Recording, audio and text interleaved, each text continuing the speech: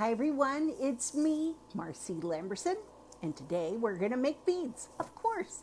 That's what I like to make, and I'm hoping you like to make them too. We are going to focus on a holiday bead. Well, and maybe a couple if you watch some of my other videos that I'm making today. And you know I don't like to take anything too seriously, so today we're going to make one of those Christmas sweaters. And I don't know about you, but I find them kind of amusing. So we're going to make an amusing one, or one that's meant to be amusing, and then you can design your own. And for extra fun, we're going to be using a slightly different technique. We're going to be using your shears. And you may not have glass shears. That's okay. Find some sharp scissors around the house, oftentimes kitchen scissors. And if you have your glass at the right temperature, you're going to be able to cut it without anything fancy. So let me turn my camera around and away we'll go. Hang on just a sec. Okay, so here you see my exhaust system. Got to get this put into place. And you see my desk here. I'm going to double check that you'll be able to see my hands. Okay, so I know where that is. Let me scoot you over just a tiny bit more. There we go. You see my hands in the videos. I figure I might as well know exactly where you're going to be able to see things. And let's get started. So I told you we're going to be making a bead that is a Christmas sweater. I made this one as an example. You see that one okay? It's got a reindeer on it. It's got some cute little details around the neck and the arms and the bottom. And then I put a Christmas tree on the other side because those are kind of fun too. Right? So we're going to do this today. We're not going to do both sides. We're just going to do one side. And then you'll get the idea and you can make your own. But I bet, seeing that I gave you the clue about the scissors, you can tell what we're going to do and how we're going to do it. But let me show you my tricks so it's easy for you, hopefully, the first time. Okay? So what I have, my tools are, you've seen this before in my videos. This is my Cote Marver. You can use any Marver you want. This is the one that I have. And I like it so much because it's got a wide base and it's long. So for me, it's easy to marver. And as my hands are not the youngest things, I like this thicker handle. I make no money off of this. I have no connections. It's just me loving a tool a whole lot and showing you. So I have a pair of shears also. These are the shears that I use. And I'm afraid these are the fancy glass shears. But kitchen shears, sharpen them up because that will help. And if your glass is the right temperature, they're going to work just fine. Some people use the little small Ikebana shears, those little ones. Those are good. As long as they're sharp, it's good. And you've probably seen this before, my brass stump shaper that I've had forever with all the worn out. I think I've had this about 20 years. But I might need this blade, and I tend to use the brass a lot because if my glass is a little bit hot, it cools it down really quickly, and it also flattens well, and I push glass around a lot. And then I have my mashers, and any mashers will do as long as you know how to work them, and they work okay with the size of the sweater that you're doing. So those are my basic tools. And I'm going to make a white sweater. So I've got white glass, and I've got about 1.5 rods here. And the reason why I have that is I want to make the bead nice and wide, and I'm going to make it nice and large so it's easy for you to see what I'm doing. You may only need a single rod for your base bead, and whatever color you like. I have my 3/32 mandrel, which is dipped with Dip and Go Blue Sludge, my favorite because it really hangs on. I have a little bit of pea green right here, and I believe last time I used this particular rod, it was spitting just a little bit, so I am prepared for that. I wore long sleeves. And I have some dark ivory, which I'm going to use for the reindeer head, and I've got a little bit more ivory if I change my mind and want to go lighter, because sometimes I change my mind. I've got a little bit of red stringer, a little bit, this is aventurine, but brown stringer works just fine also. I just happened to have it, and I thought, oh, that's nice and glittery. And I believe I have a video on how to pull aventurine stringer using the little chips and some clear glass. So if you don't know how to use it, go ahead and check out my videos on YouTube. And I have some twisties that I made in advance. Well, actually, this time of year, I keep a bunch around. So I have the lighter one, brighter red and white, and I've got a deeper red and white. And I tend to keep them around because I use them a lot this time of year. But sometimes I think, oh, I want a darker red, or oh, I want a brighter red, or a slightly different twist. So I tend to make all different kinds more towards the beginning of the season. I find that I need them for different projects that I make. And I have a tiny bit of black stringer. Just, you can see about how thick it is. You just need a little bit. You got some eyeballs, and who knows, maybe you want black polka dots. I don't know. And I have a spare little piece of red glass in case I need it for some emergency, which I can't imagine other than possibly instead of the pea green, I might think, okay, red dots are what I want. So let me show you again, now that we've talked about everything. We've got a little reindeer, and this particular one that I made was white with red polka dots, and you can see the twisties going around the edges. So I think it's time to get started. I've got my didymiums with my cheaters attached onto them, which I guess that cheating is okay when you get a little bit older anyhow. So now we're ready to get started. I am using a minor burner, and it's not a huge flame, as you can see. And I've got a very wiggly torch-mounted graphite marver that, for those of you who have been watching me make beads over the years, somehow I have never fixed it. Maybe for Christmas this year I'm going to get it fixed. I don't know. And I just put on my didymiums, and I don't know about you, but if you're working in a cool studio, especially this time of year, sometimes they fog up at first, so I've got to let it, I'm wiping it off with my shirt to make it so that it's not all foggy again. Okay, now I am in business, and I am going to find my 3/32 mandrel and heat it up a bit. This is so easy. If you don't know how to make twisties, I know that there are lots of tutorials on twisties, and probably better than I am the people who make them. So if you still have problems, write it in the comments and I'll either direct you or I can make a video on twisties also. But there are some people who are more meticulous at it than I am and make really gorgeous ones. Mine are nice, but that's not my specialty. So I'm laying my white glass down on a warm rod, because you know, if your rod isn't warm enough when you get started, have you ever gotten those little bubbles when you're putting down your white and then you can't get rid of them? A lot of times that has to do with your mandrel not being heated enough first. And that white is kind of gooey, which is something I personally like. I love the gooiness of glass.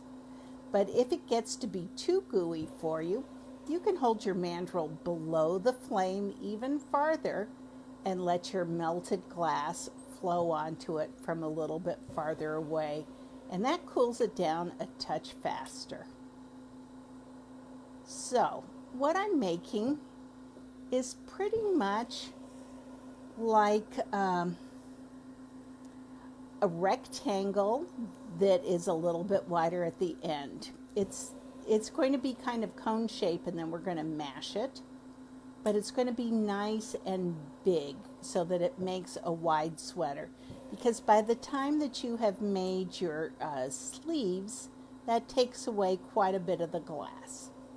So it's going to look a little bit wider at first, and I want it to be a little bit narrower. Boy, that word's hard for me some days.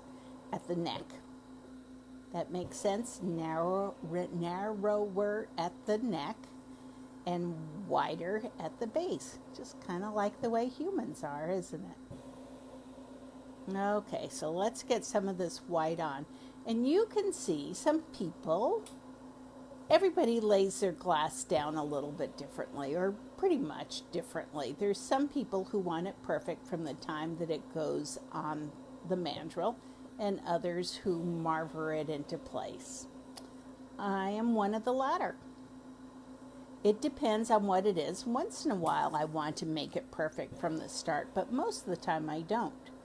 That's why I like to use my Cote Marver, because it helps me out. I just want to get the glass on there. And I want to make sure that the ends are nice quality, not sharp. But getting the glass on is important. And you know, when I press it, and when you press yours, it's going to widen it a lot, because depending upon how thinly you press it. And don't forget, you want it to have at least the same amount as your mandrel size on either side of the mandrel. Does that make sense? You don't want it too thin. You want it at least as thick as the mandrel on each side, so it's at least 3 mandrel widths thick total.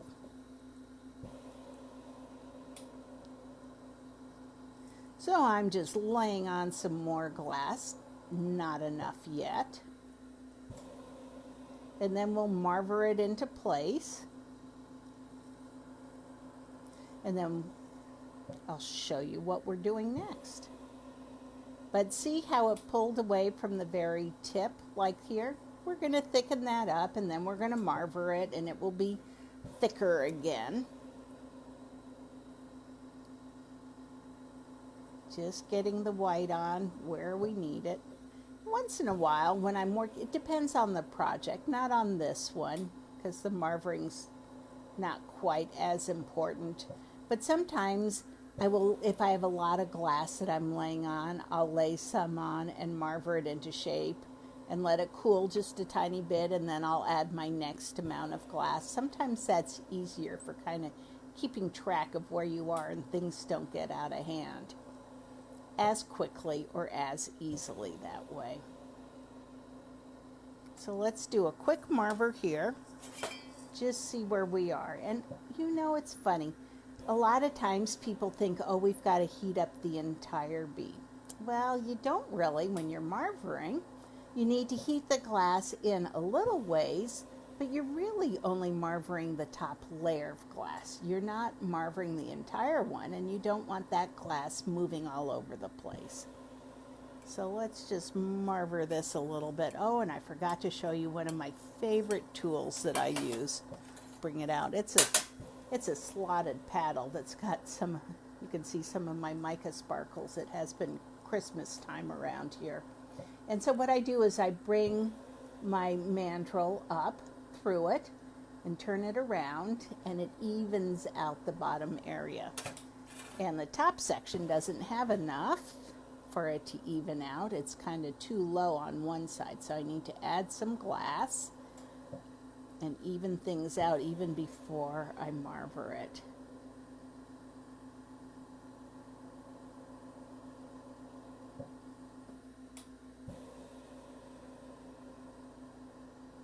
Here we go. Just adding a little extra glass. It's almost like a paintbrush in a way, isn't it? The way I just kind of paint it on. Okay, so there's some marvering. And let's see how close we are. I'm just softening the glass and gently pushing, and I see where I am for even. Okay, not too bad. We're going to be marvering it, so this is thinner and this is wider also. I just wanted to get a good start on it. So let's heat it up some more, and let's make it almost into a really wide cone. So that glass is going to get pushed down a little bit. See how I'm marvering it on an angle? And see how it's making this more narrow and pushing it more to the center a little bit? That's what we're doing. Heating up the section that we want to move. There we go. So see how it's getting a little bit smaller here, a little bit wider here.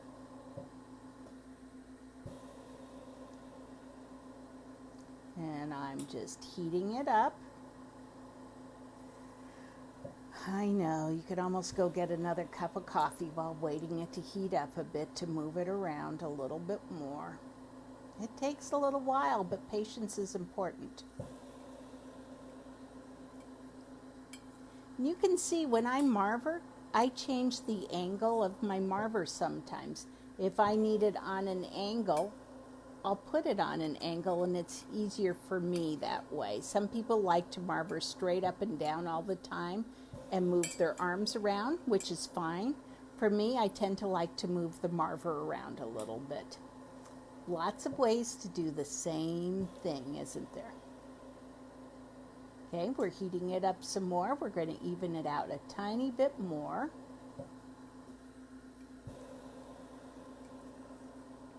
So there are different ways of laying on your twisty. You can put it on now and then press it, and you'll have your neck and your bottom. But I think I would rather heat up my glass a little bit, press it, see where I am, and then lay on the twisty. So let's heat it up. I want a good glow all over, and it's got to go in a little ways because I'm going to be pressing it flat, right? So I'm watching the color of the white. And another reason why I'm not putting the twisty on yet, in case I don't think that it's thin enough, meaning wide enough that it presses out the glass far enough, then I have a place that I can still add the white without worrying about messing up the twisty. So that's why I choose to do it a little bit later. And I'm looking and I'm seeing a pretty good glow here. So let's try pressing it. And I'm pressing it gently. And I'm looking at the shape. It's relatively even, but I want a little bit more down here for the sleeves. It's pretty like this, makes me want to make a different bead. So I'm taking out the chill marks on both sides just by hitting it with a little bit of heat, and it takes out those little lines. Now I'm heating up more white because you know I went down to the end of that other rod. And I'm just going to add a little bit more down at the bottom on each side to make the sleeve come out a little bit farther. See how I'm just painting on a little more glass? I'm letting it cool a tiny bit, but I want the width of the bead. And I'm going to make sure that it's flattened here and flattened on the other side. I still see chill marks on this side. Flat on this side. So I'm just evening it up. See what I'm doing? I'm making it so it will be kind of flattish across the bottom instead of curved up, because we want all the sleeve material possible. And then we're going to do the other side the same way. I heat where the glass is going to go. I heat the rest of the bead too. I want to keep it nice and warm, and I want to add glass the width of the bead that I've pressed, and I want to bring it so that it comes down a ways so that we have an even sleeve across the bottom. Even sleeving. And I'll just use my marver to make sure that it goes across, and I'm watching the color of it as it's cooling and pressing it so it's relatively even. So now, how do I know if it's enough? Well, I'm going to add a little bit of twisty around the edges, and then I need to cut. So once I cut a sleeve here and here, it looks like it's still going to be a little bit narrow of a sweater. I think I want plenty to work on, so I'm going to paint on a little extra glass, and I'm gonna, let's see, where do I want it? I think up here we have enough, and it's a sleeve that I want a little bit wider. So I'm just adding on a little extra white right here. See how I'm doing that? My white is going through the flame, and I'm just adding on a little bit of glass just along the side here. See how I've added a little bit more on? We're going to do the same on the other side. Keep them closer to the same size. This way, by you watching this, you'll know how you can do it also if you're a little bit narrow too. See how I heated the glass and then it went through the flame and melted onto the glass bead that we're working on. Then I heat up the glass bead and make sure that it melts in, and I can use my marver to make sure that the glass has flown from one side to the other. There we go. That's a good sweater shape. Let's stop here. Okay, so now we have a twisty, and you don't have to use a twisty. You can use a stringer. You can use just a straight piece of glass and go around the edge. If you want trim in a plain color, you can add dots if you prefer dots, except with dots, if they melt in, then you get kind of a bumpy line, and you're going to be heating this up a lot for your to cut your sleeve in. So think about that. You're going to be melting something in. Maybe you want to wait, but let me show you how easy this makes it. So I'm going to start and just go around the edge, and I'm heating below my twisty. Let's lay it on very gently.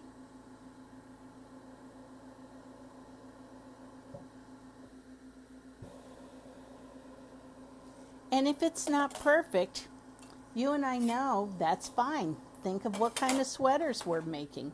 If it's a little bit wonky, it would just go with the sweater, wouldn't it?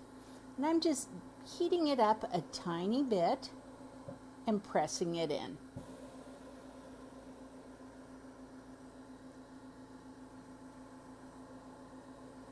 Okay, so we've got an edge down at the bottom. Let's make a detail up at the top. And we're just going to go around in a circle. Sometimes you need to twist your twisty as it's going on because it looks like you're getting straight lines. You might practice that on a practice bead first to make sure you know which direction to twist. So here my lines are going in this direction, and I twist from left to right for mine. And I think it might be different if you're right-handed. I'm not sure, because I've never been right-handed. But check it out and practice once. And I'm not so concerned about this. I just want it melted in enough. And I want to be sure I'm keeping my bead warm enough. So let's add some good old heat in here. I don't want it melty, but I want it nice and warm. Okay, so our next step. I'm putting away my cote. I'm putting away my mashers. And we're down to a couple of others.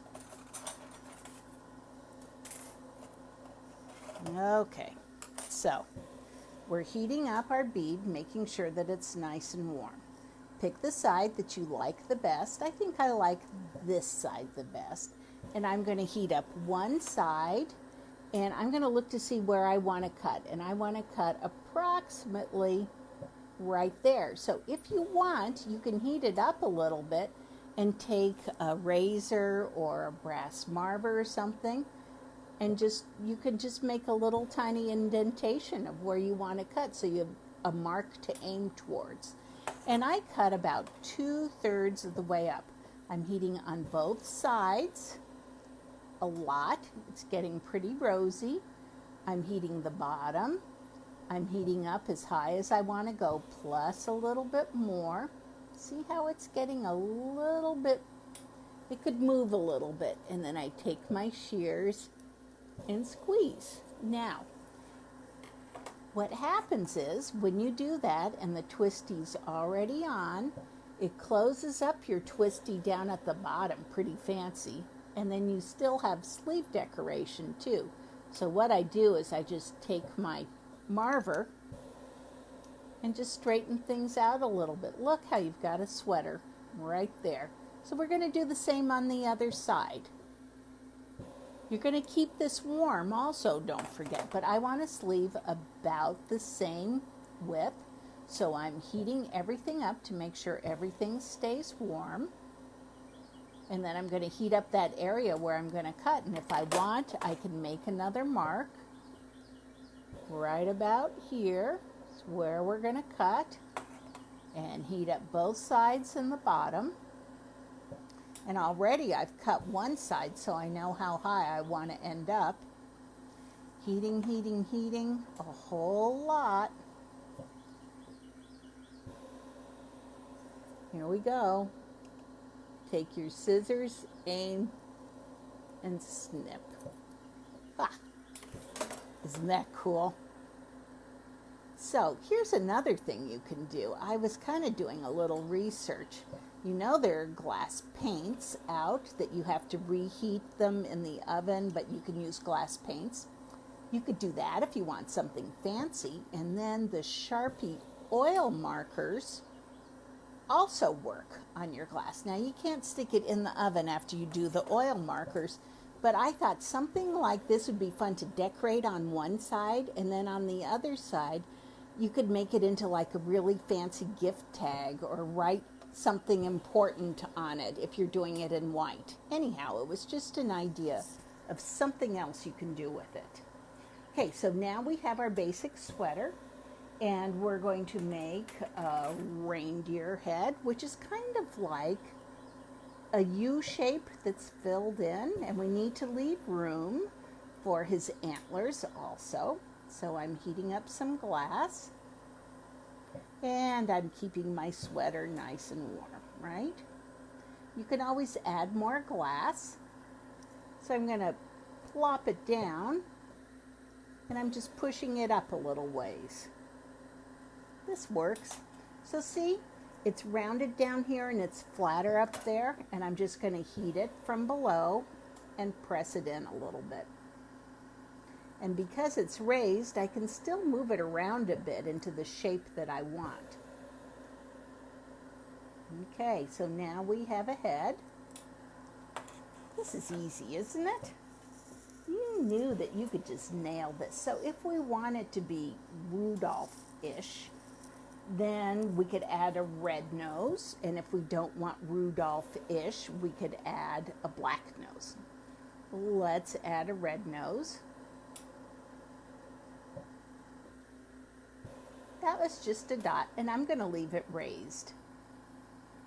And you notice I'm heating up the bead a lot. I'm not heating it super hot, but I'm heating it enough for it to stay warm because I see a little pink glow through it.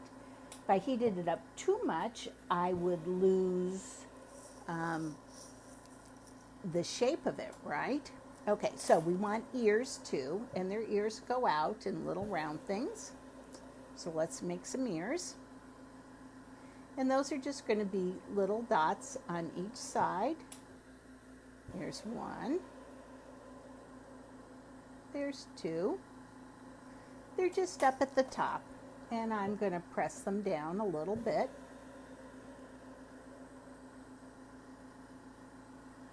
Okay. So you can see how you could make this into a dog face or a cat face or a human face or something else pretty easily also. And we want some eyeballs, so we're just going to do some dots there. And I'm doing one dot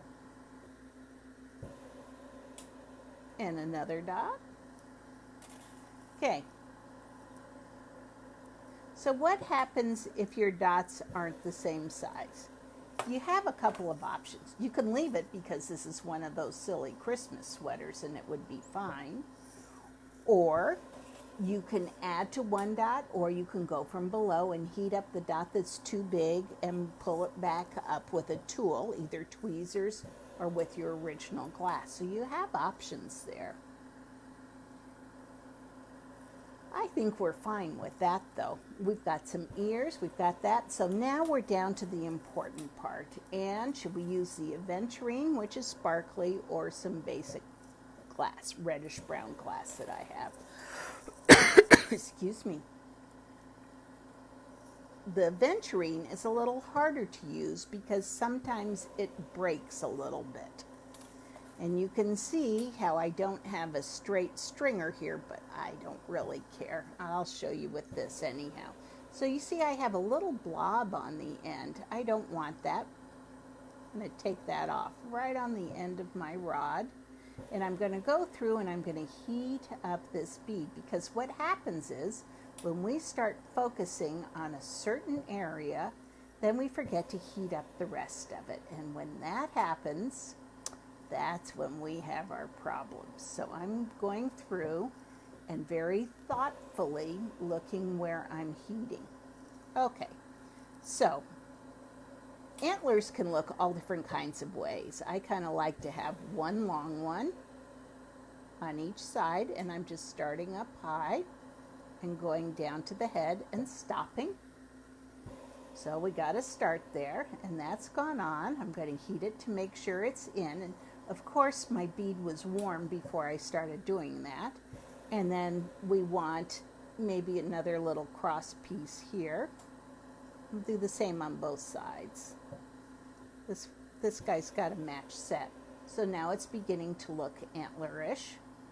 We're going to go back and heat things up a little bit more.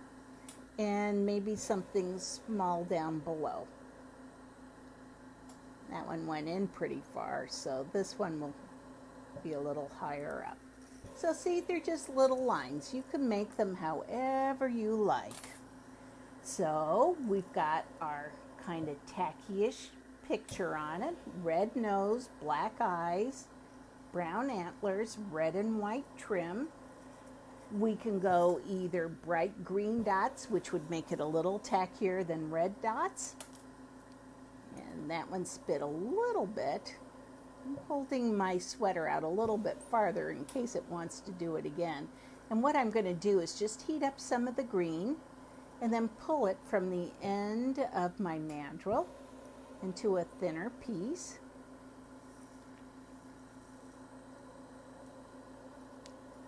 And there we go. So we're going to take off the end there, straighten it out a little bit. Bright green, that should make it tacky.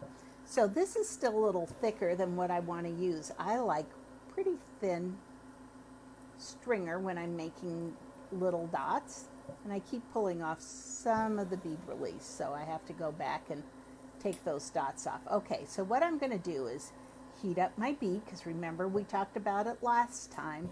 If you don't keep it nice and warm, we're going to be really sorry. And we've gotten this far. It's pretty cute. So I'm just going to heat up the glass, and I'm going to touch down and pull up. There's one little dot, and I'm not going to do a pattern because patterns aren't as much fun. Heat up the glass, touch down with a barely warm tip, heat in those dots, and then we're ready to go again. Heat up the glass where I'm going to add the dots, heat up just the tip,